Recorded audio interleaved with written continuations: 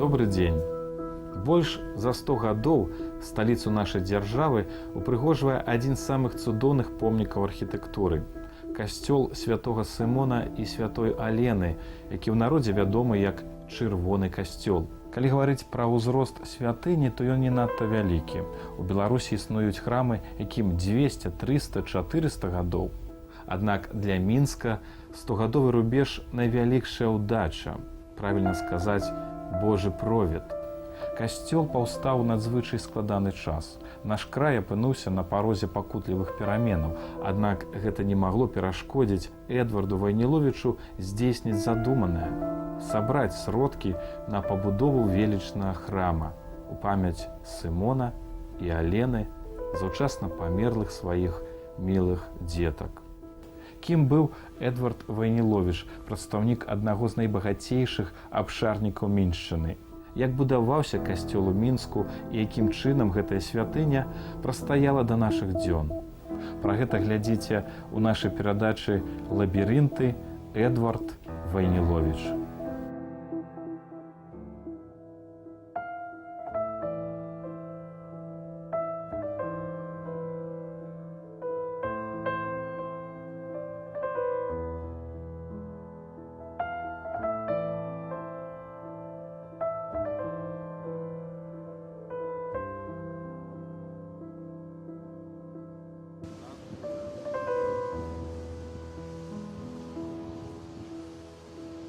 Улетку 2006 года адбылася важная і сімвалічная падзея.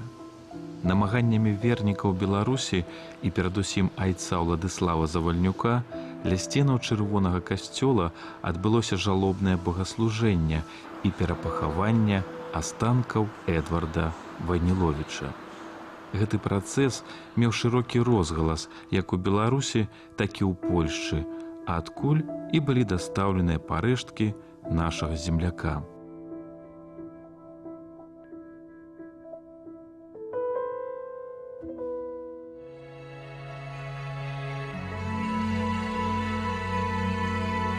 Справа ў тым, што ў 1920 годзе прадстаўнік старажытнага беларускага шляхецкага роду Эдвард Антоні Леанард Вайніловіч вымушаны быў пакінуць родны край, зямлю, якую любіў усім сэрцам. Праз 8 гадоў ягонае сэрца перастане біцца, і ён будзе пахаваны на могілках у горадзе Быдгашч. Сучаснікі заўважаць, што Эдвард быў знічом светачам, які свяціў асаблівым маральным святлом. У гэтых словах не было і кроплі фармальнасці, бо Вайніловіч насамрэч у жыцці быў чалавекам высокай маралі, чыстай і светлай душы. Вайніловіч марыў вярнуцца на радзіму. Ягонае жаданне было пачутае.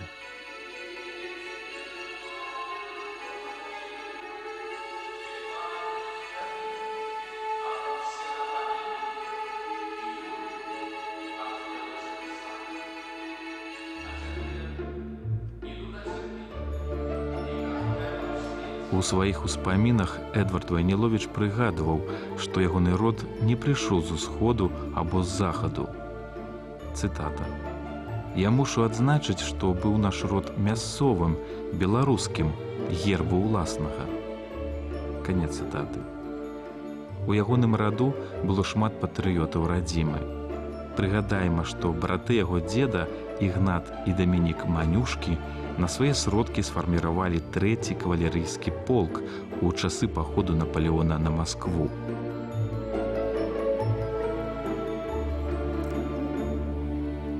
Эдварду было 16 гадоў, калі ў тагачаснай Беларусі, Літве і Польшчы адбыліся паўстанні супраць царскага рэжыму, якія пасля патапілі ў крыві жудасных рэпрэсіяў.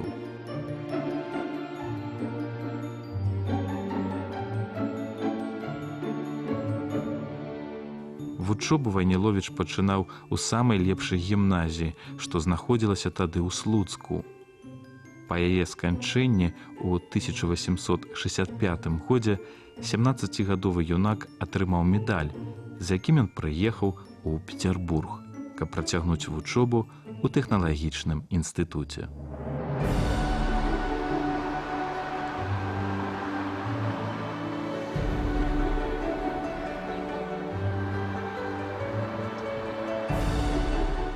шляхта беларуская рабіла кар'еры ў Петербургу. Яна ехала ў сталіцу, яна ехала тут служыць, вырашаць маёмасныя пытанні, вучыцца ў вышэйшых навучальных установах, а самыя таленавітыя заставаліся выкладаць у гэтых вышэйшых навучальных установах. Вся інтэлігенцыя 19 стагоддзя Беларусі, яна перацякала ў Петербург.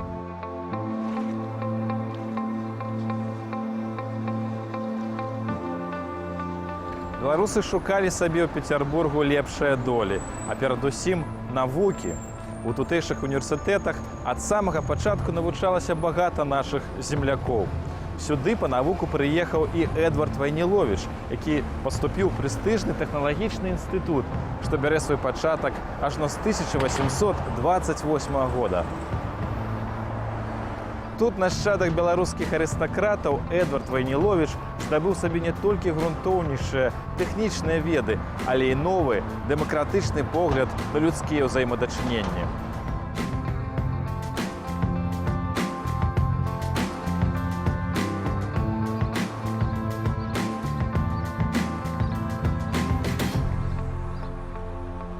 Ва ўспамінах Вайніловіч адзначаў ультрадэмакратычнасць гэтай вышэйшай навучальнай установы, у якой імкнулася паступіць моладзь перадавых поглядаў.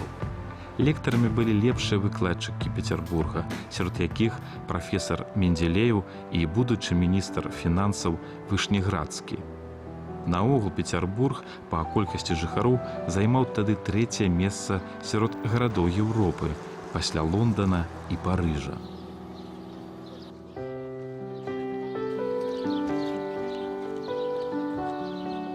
Але потым быў Петербург, потым інтэлігенцыя і служывы народ пацягнуўся ў сталіцу ўжо расійскай імперіі, і Петербург практычна зрабіўся беларускім горадам. Па статыстыцы, да рэвалюцыі 17-го года у Петербургу беларусаў па нацыянальнасці жыло больш, чым у любым другім горадзе Беларусі. То есть это самый вялікі беларускі горад. Іншая справа, што, конечно, гэтыя людзі былі размытыя. Частка з іх вызнавала сябе за палякаў. Больш за тое, у Петербургу адбыўся працэс апалячвання многіх беларусаў, таму што калі яны былі каталікі, ім лягчэй проста было дэклараваць, што яны палякі.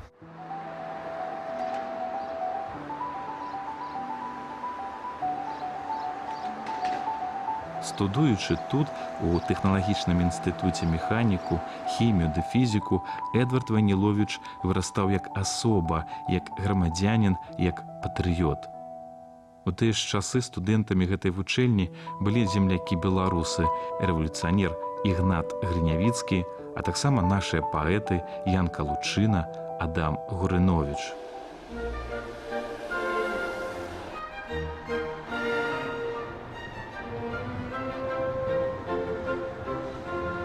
Петербург быў цэнтрам, адкуль кіравалі імперіі. І тут дзейнічала і дзяржаўная дума, тут дзейнічаў савет міністраў.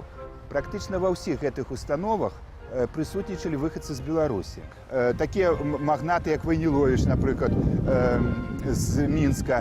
Чалавек, который закончыў Петербургскі універсітэт, як белападкладачнік, у іх мундзіры былі дарагія. І дэмакраты беларускія, часам бедныя студэнты, часам натуюць, што белападкладачнікі гэта не нашы, бо яны сацыяльна багатыя. Але той адстойваў інтарэсы Беларусі, так як і Сапуноў, дэпутат з Віцебска. У 1874 годзе, пасля смерці бацькі, Вайніловіч стаў гаспадаром радавых маёнткаў у Савічах і Пузава. Свой лёс ён звязаў з зямлёй, судовай справай і мецэнацтвам.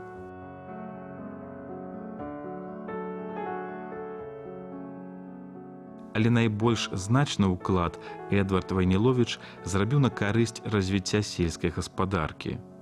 У 1876 годзе Вайніловіч стаў сябрам Мінскага зямельнага таварыства, якое аб'ядноўвала сотні землеўласнікаў губерніі і было сапраўднай школай грамадскага жыцця.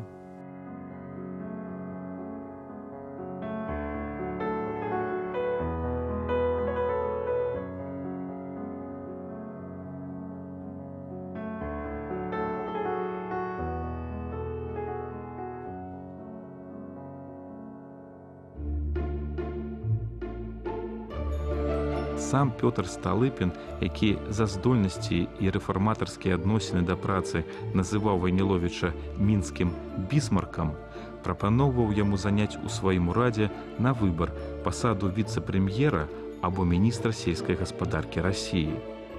Але Эдвард прыклаў намаганні для падняцця эканомікі і дабрабыту свайго краю.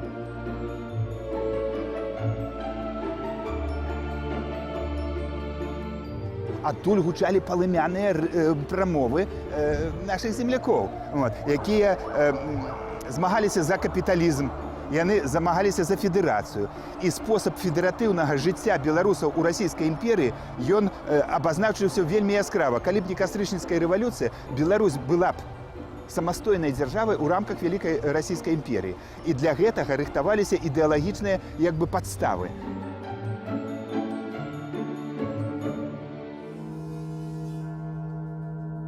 За гады працы аўтарытэт Эдварда Вайніловіча значна вырас, але ў асабістым жыцці яго чакалі самыя жорсткія выпрабаванні, якія толькі маглі абрынуцца на галовы бацькоў.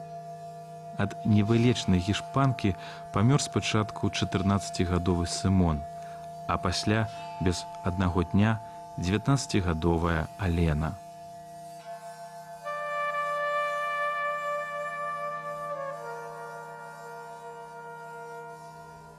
На памерлых дзецях фактычна заканчваўся 600-гадовы род Вайніловічаў. То чым было запомніць пустэчу знямелай душы і сэрца? Так паўстаў чырвоны касцёл.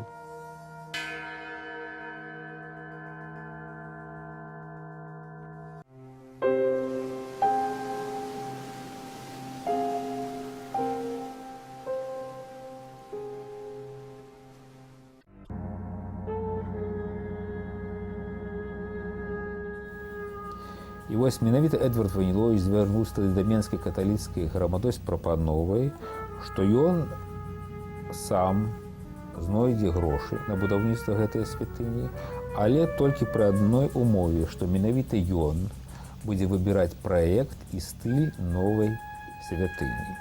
Эдвард Вайніловіч вельмі уважліва вывучаў літаратуру, праглядаў узоры новых праектаў, якія публікаваліся ў тагачасных архітэктурных часопісах не толькі ў расійскай імперыі, но і ў еўрапейскай.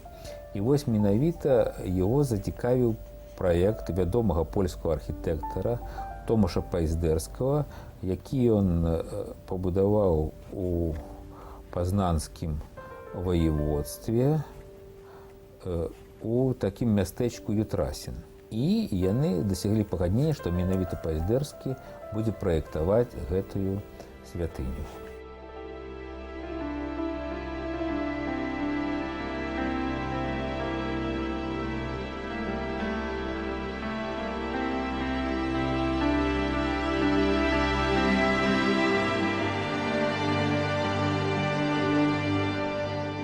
Справа ў тым, што архітэктар Томаш Пайздэрскі не меў грамадзянства расійскай імперыі. А як замежны грамадзянін, ён не меў права праектаваць і будаваць хрысціянскія святыні на тэрыторыі расійскай імперыі, тым больш неправаслаўнага веравызнання. І таму быў знойдзены вельмі цікавы кампраміс. Вайніловіч звярнуўся да вядомага варшаўскага архітэктара Марконі, які быў грамадзянінам Расіі, пра тое, каб уся дакументацыя прайшла праз яго майстэрню архітэктурную, якая знаходзілася ў Варшаве. І таму ў нашым гістарычным архіве на тых праектных матэрыялах, якія вельмі добра захаваліся, стаіць пячатка, якая сведчыць пра тое, што аўтарам праекта быццам бы з'яўляўся варшаўскі архітэктар Марконі. Але гэта не так.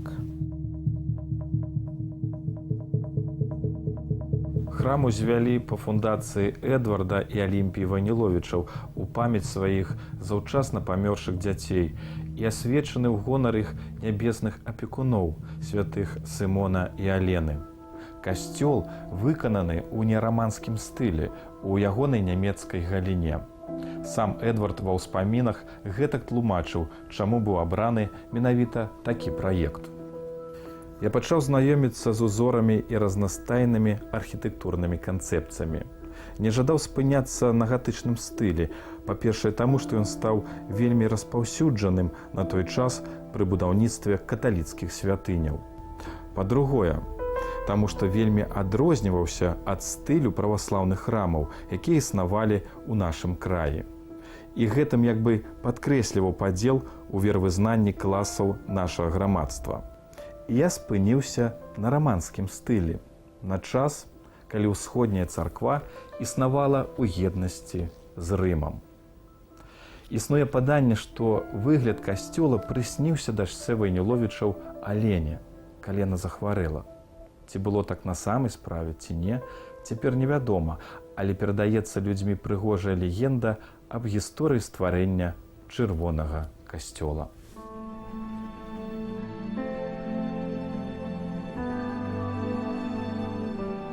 Цяжка хворая Алена прысніла Маці Божую, якая паведаміла, што назаўтра чакае да сябе Алёнку і наказала, каб бацькі збудавалі касцёл з чырвонай цэглы.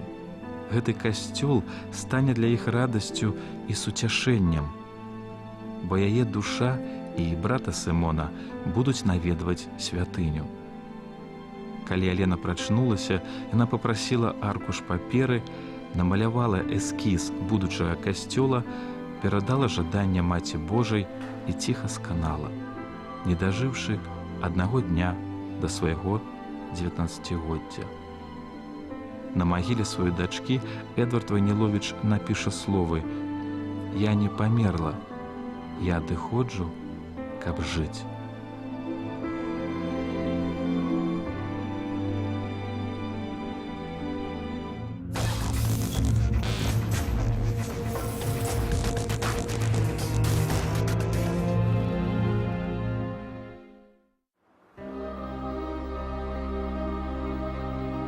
Гэта традыцыйны тып трохнефавай базілікі, але дзве шатровыя вежы касцёла пастаўлены не на галоўным фасадзе, а па баках алтарнай часткі. Незвычайны асіметрычны выгляд храму надае высокая вежа-званіца. У будынку спалучаюцца рысы неараманскага і неагатычнага стыляў з мадэрнам.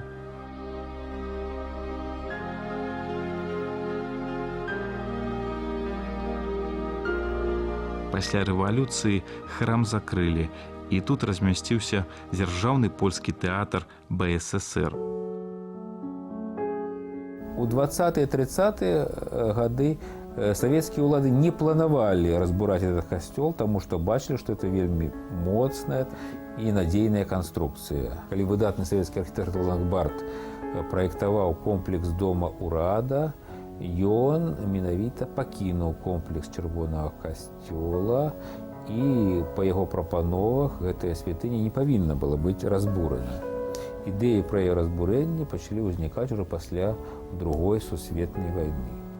Дарэчы, нямецкія ўлады акупацыйныя далі дазвол на тое, каб набажэнства ў гэтай святыні, не толькі ў гэтай святыні, і ў астатніх хрысціянскіх храмах Мінска былі адноўлены. На дзіву, святыня не была разбурана і падчас вайны. У 50-е гады касцёл зноў пачаў некаму муліць вочы, але на гэты раз яго абаранілі кінематаграфісты, для чаго спатрэбілася некалькі разоў з'ездзіць у Маскву.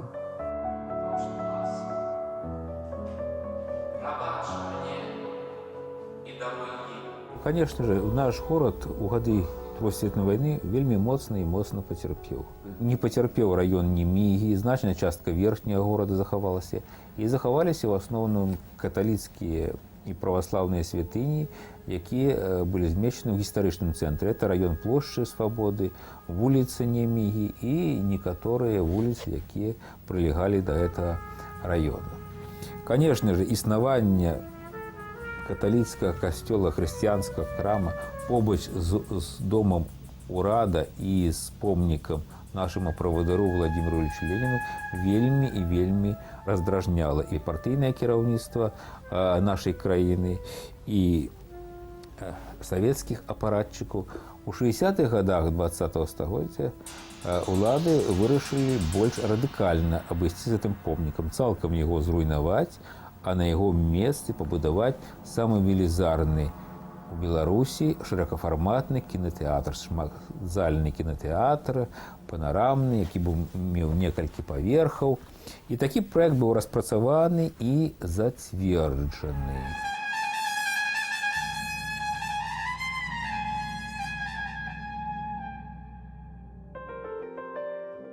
Менавіта тады вось за гэты будынак вступіліся нашы дзеячы культуры і мастацтва.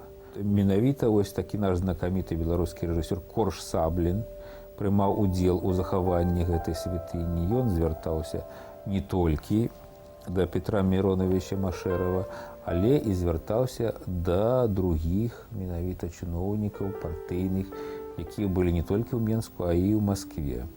Ну, як-то ім тады ўдалося пераканаць кіраўніцтва, у першую чаргу рэспублікі, кіраўніцтва партыйнае пра тое, што гэты касцёл, ён стаіць, он такі прыгожы, у вельмі добрым тэхнічным стане, яго можна выкарыстаць менавіта пад патрэбы культурна-асветнай установы.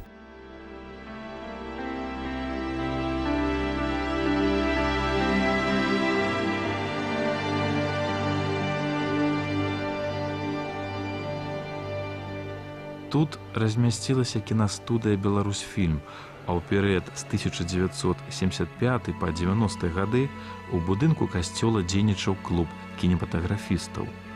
Такім чынам, заступніцтва інтэлігенцыі, людзей мастацтва, хто не хаваў сабе пачуццё глыбокай веры, уратавала гэты храм.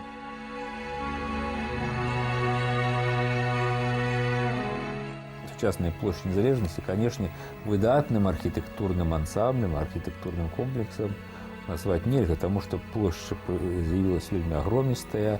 По своих померах, некоторые наши человеки говорят, что эта площадь самая великая в Европе, але она не мае такого законченного выгляду. Гэты касцёл ніколі быў разлічаны на тое, што ён будзе знаходзіцца менавіта на плошчы. Ён па архітэктурнаму замыслу павінен быць акружаны вельмі цікавай забудовай. Шэраговай забудовай, 2-3павярховай, якая была выканана менавіта ў канцы 19-го, пачатку 20-го стагоддзя. На вялікі жаль, калі праводзілася рэканструкцыя вось гэтай плошчы ўжо пасля Другой сусветнай вайны, уся тая забудова, якая захавалася пачатку 20-го стагоддзя, якая прылягала да касцёла, была цалкам зруйнавана. Зараз ён атрымаўся, нават мае такі выгляд аголенай святыні, таго асяроддзя, якое робіць караля, няма вакол гэтай святыні, вакол гэтага архітэктурнага помніка. У цяперашні час вернікі Беларусі чакаюць, калі адбудзецца беатыфікацыя Эдварда Вайніловіча, далучэнне яго да ліку святых. Праз усё сваё жыццё Эдвард Вайніловіч трымаўся наступных перакананняў. Няхай веруючыя розных канфесій, кожны ў сваёй святыні на зямлі, славяць аднаго Бога на зямлі. Згадзіцеся, як усё проста, па-чалавечы, і ў той жа час, як цяжка, асабліва калі адно за другім паміраюць яго дзеці.